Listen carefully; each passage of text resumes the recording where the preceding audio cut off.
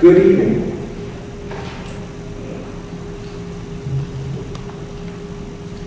Two elderly Chinese Taoist monks are sitting together quietly for a long time, stroking their wispy white beards. One of them slowly and quietly turns to the other and says, "This is just between the two of us. But sometimes even I can't tell the difference between yin and yang." Sorry, but that's borrowed from James Finley, a retreat leader that our group, the San Diego Thomas Merton Society, just had this past January, addressing a group of about 50 people who assembled up in San Luis Rey, Mission San Luis Rey, in Oceanside, for a retreat. We do this once a year. We have a retreat and bring people from all over the region to talk about Thomas Merton, who was a Trappist monk who lived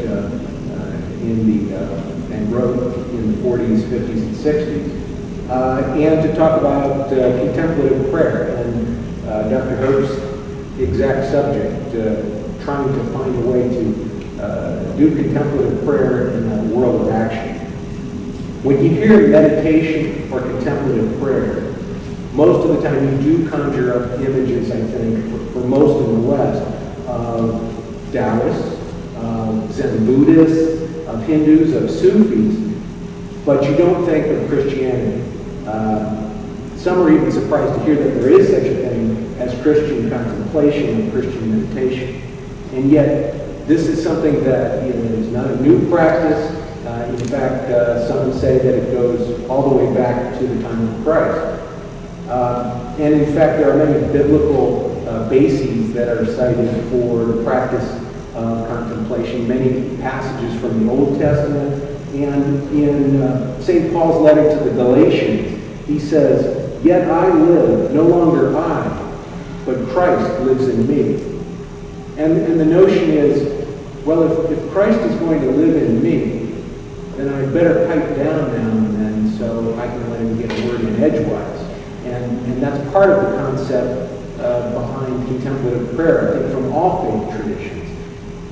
The notion of resting silently in the presence of God, easier said than done.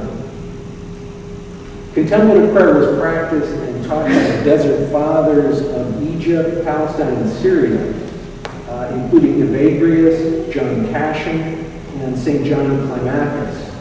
And those folks were all within the first couple of centuries of Christianity. And since then, St. Augustine, St. Gregory, in the Middle Ages, the Pseudo-Dionysius, the Hesychasts, which represent the Eastern Orthodox tradition, St. Bernard of Clairvaux, William St. Thierry, Guido the Carthusian, and the Rhineland mystics, Meister Eckhart, Riesbrock, John Tauler, Thomas à Kempis. Some of these names may be familiar to you, and they're all considered contemplatives in their own right.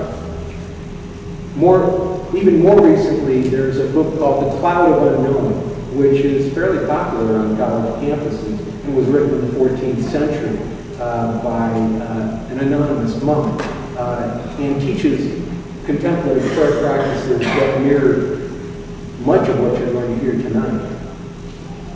And even more modern, a guy like Thomas Merton, who entered the Trappist monastery in Kentucky, near Louisville, back at the dawn of World War II, and was there most of his adult life. And has, in the course of his lifetime, he died in 1968, written something in the order of 50 to 60 books. And a good number of those are still in print today. There are a number of formulations to the contemplative prayer life, a number of approaches, because it's not considered something that you just go out and do, but rather kind of a journey that requires steps along the way.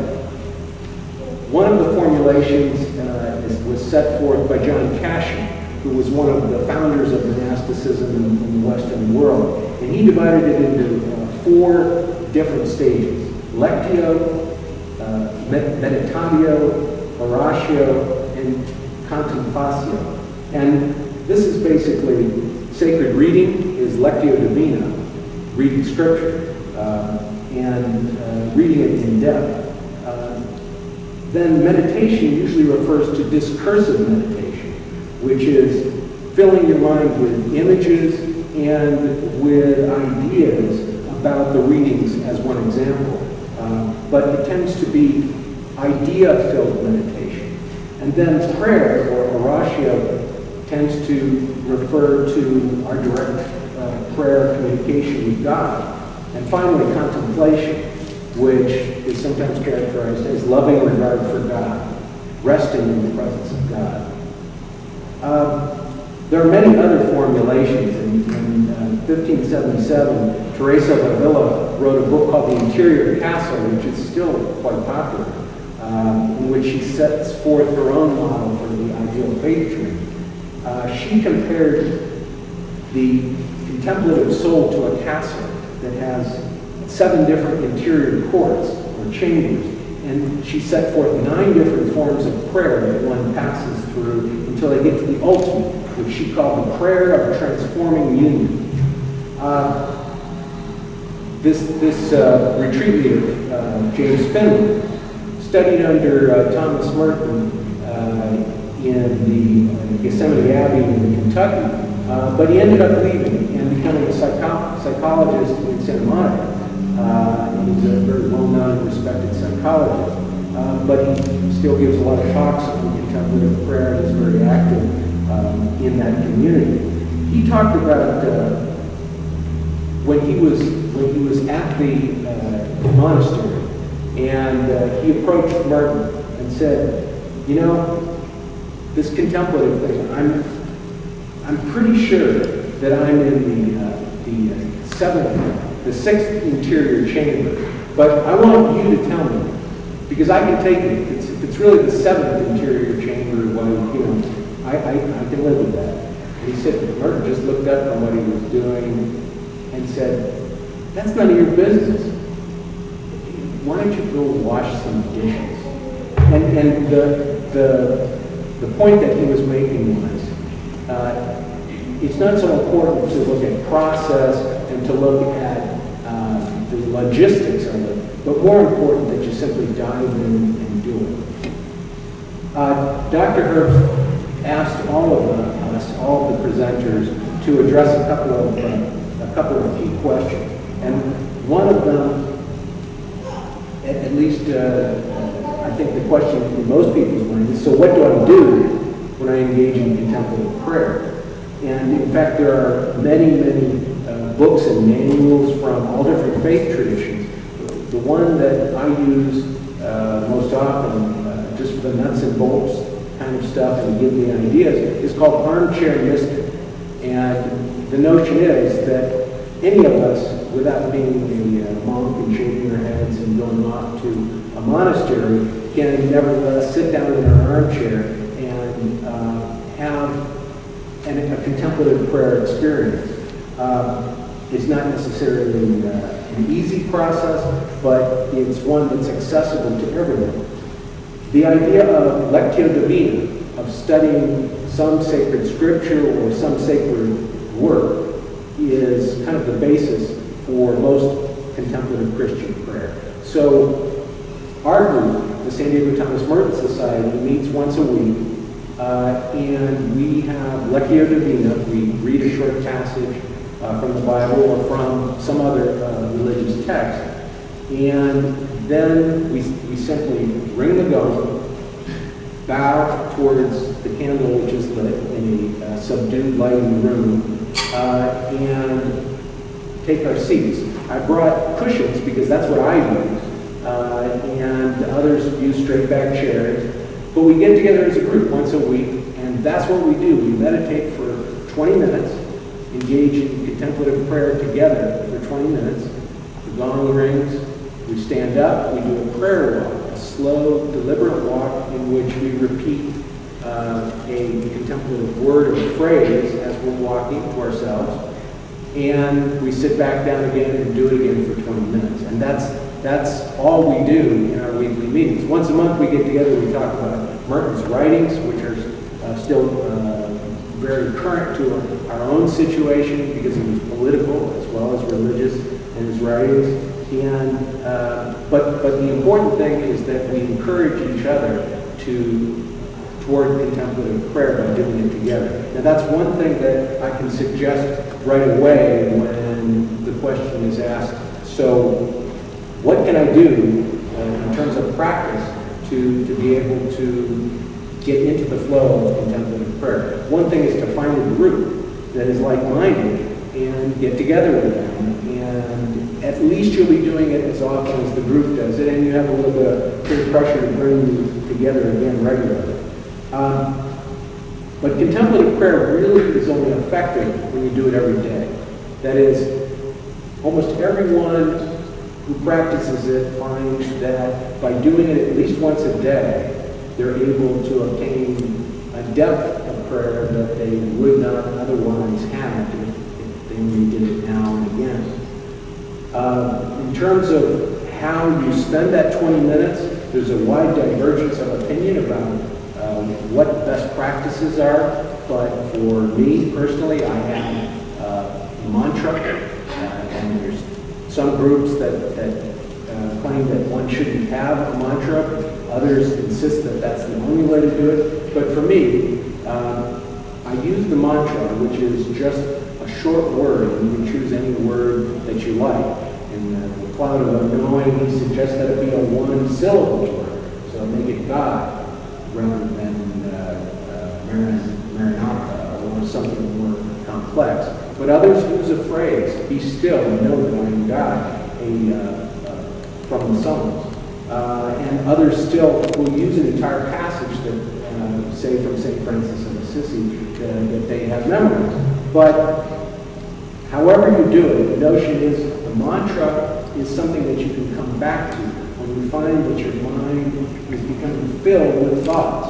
And the notion is, by coming back to a simple phrase or a simple word, you clear out some of these stray thoughts that have come in and gently lean towards silence and lean toward contemplation rather than toward the thoughts that intrude in. And it's definitely something that one has to work at. So how does one find the time and the space to do it? At home, it can be challenging.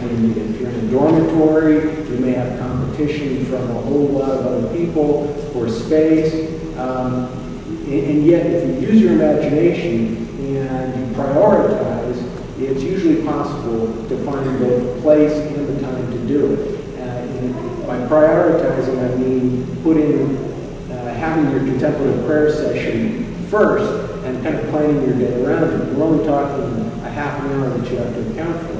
For me, it's usually the first part of my day. It's the first thing that I do after I've gotten fed my cat and I'm ready to start the day. So that's my first half hour, and I find that when I don't do it, that my day usually doesn't go quite as smoothly as it would have. At least that's my conception of keeping me going.